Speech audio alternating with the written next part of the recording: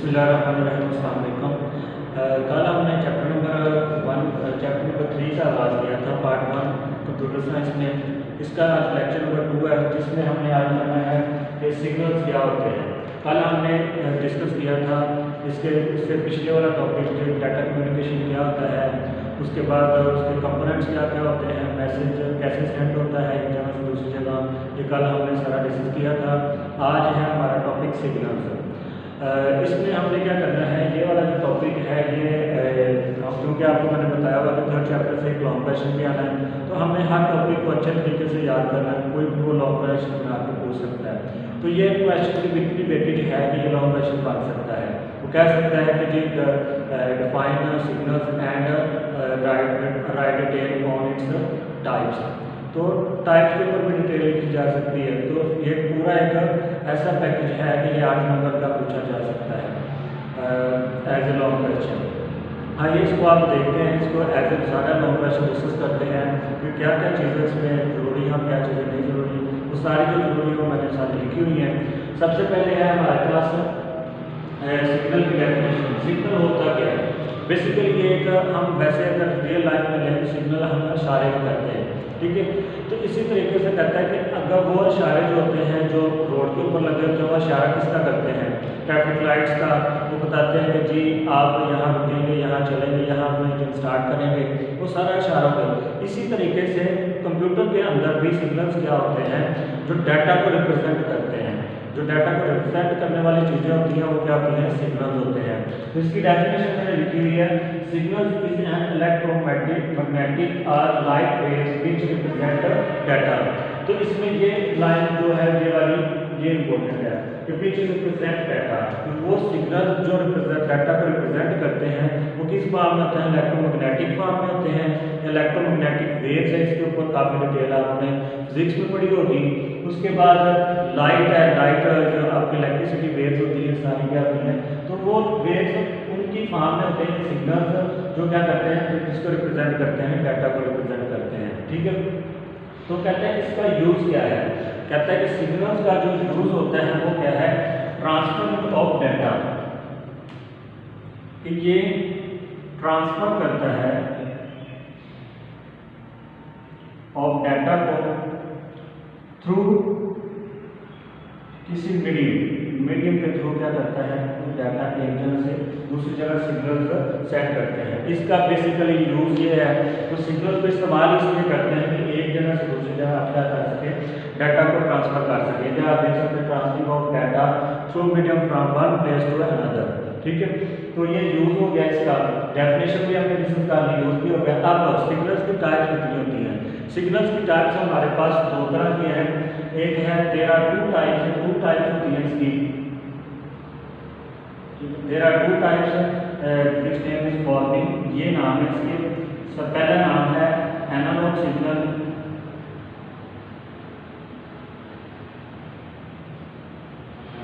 ठीक है।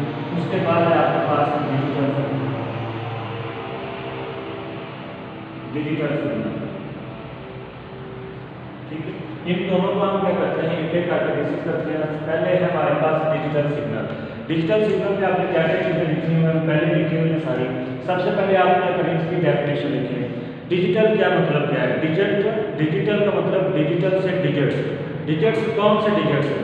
वो इधर उसने डेफिनेशन के अंदर बताया हुआ बाइनरी फॉर्म वाले डिजिट। तो बाइनरी फॉर्म वाले डिजिट्स आपको पता है, बाइनरी सिस्टम भी आप पढ़ते हैं, वो कौन कौन से होते हैं? 0 और 1। ये हमारे पास दो डिजिट होते हैं। इनको यूज़ करके, बाइनरी फॉर्म को यूज़ करके जो हमारे पास सिग्नल्स बनते हैं उसे क्या कहते हैं? डिजिटल सिग्नल्स, ठीक है। उसके बाद वैसे भी अगर आप लोग दुकान पे जाएँ तो वॉच लेने जाते हैं तो उसको कहते हैं हमें डिजिटल वॉच चाहिए। तो हम क्या मतलब, हमें नंबर्स वाली वॉच चाहिए। वो जो नंबर बेसिकली बने होते हैं वो 0-1 से मिलकर बनाए जाते हैं, ठीक है। ये मैंने क्लास के अंदर भी आप लोगों को थोड़ा समझाया हुआ था, इसको भी आप देख लीजिएगा। उसके बाद हमारे पास है इसकी डिजिटल भी प्रॉपर्टीज है। वो कहता है पहली प्रॉपर्टी इसकी ये है कि ये एफिशिएंट होते हैं, ये स्पीडली काम करते हैं, एफिशिएंट होते हैं। उसके बाद ये स्पीडली भी, इनकी स्पीड भी अच्छी होती है डिजिटल सिग्नल्स की, ये इसकी प्रॉपर्टी है। उसके बाद कहता है कि ये दूसरी प्रॉपर्टी इसकी ये होगी ये डिस्क्रीट वैल्यूज के ऊपर काम करते हैं। डिस्क्रीट वैल्यूज कौन सी होती हैं? डिस्क्रीट वैल्यूज के ऊपर काम करते हैं। डिस्क्रीट वैल्यूज डिफरेंट हम ले रहे होते हैं। मैं बता देता हूँ कौन कौन सी होती है। सबसे पहले डिस्क्रीट वैल्यूज हम लेते हैं 0 1, ठीक है, 0 या 1 को देखते हैं, या फिर हम देखते हैं ऑन ऑफ, ठीक है, या हमने लिखा होता है यस नो,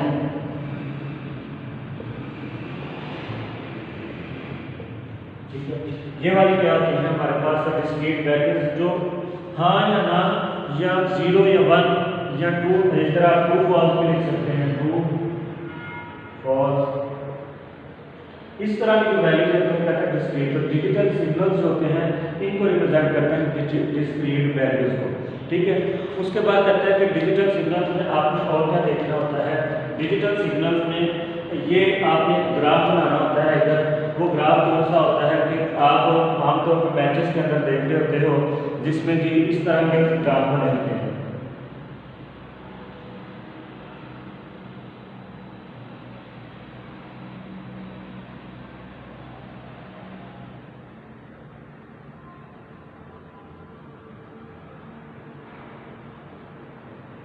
इस तरह के जो ग्राफ होते हैं वो हमारे पास डिजिटल ग्राफ होते हैं। इनकी वैल्यूज 0 होती है, फिर 1 होती है, फिर उसके बाद फिर आपको 0 हो जाती है, फिर उसके बाद 1 हो जाती है। तो इस तरह जब ऊपर जाएगी तो इस तरह वैल्यू चेंज होती जाएगी। तो इस तरह ऐसे ग्राफ को क्या कहते हैं? डिजिटल ग्राफ कहते हैं।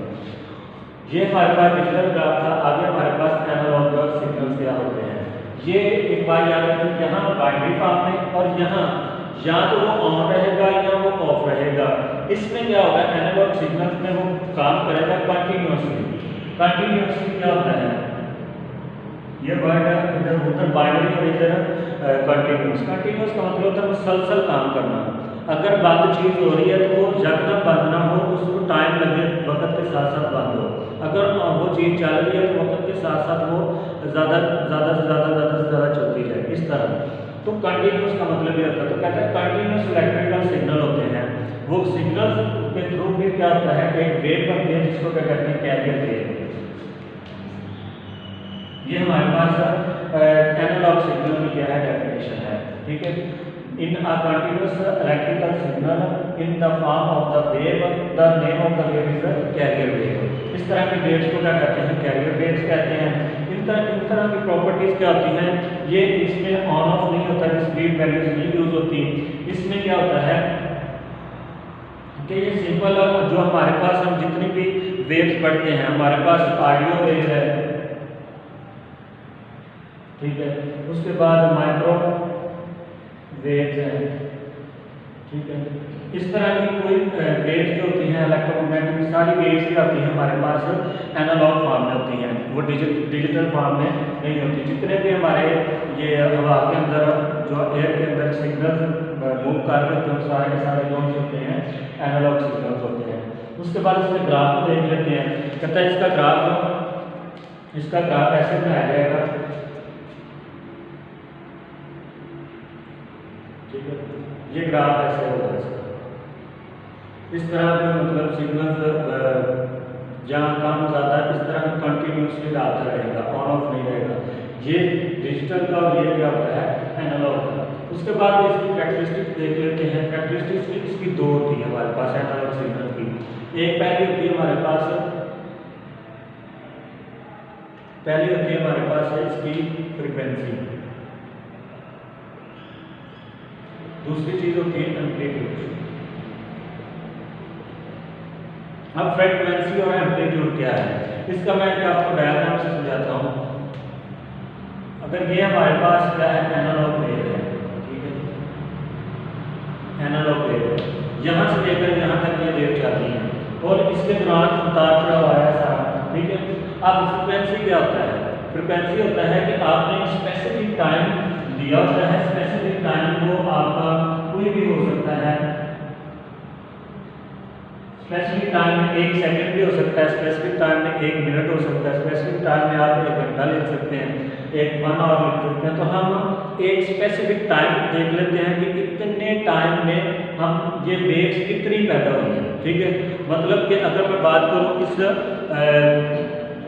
हम फुटे की बात करते हैं तो इसमें क्या होता है, कहता है अब ये अगर आयरन का होता, लोहे का होता, तो मैं क्या करता है इसको ऐसे करके छोड़ता।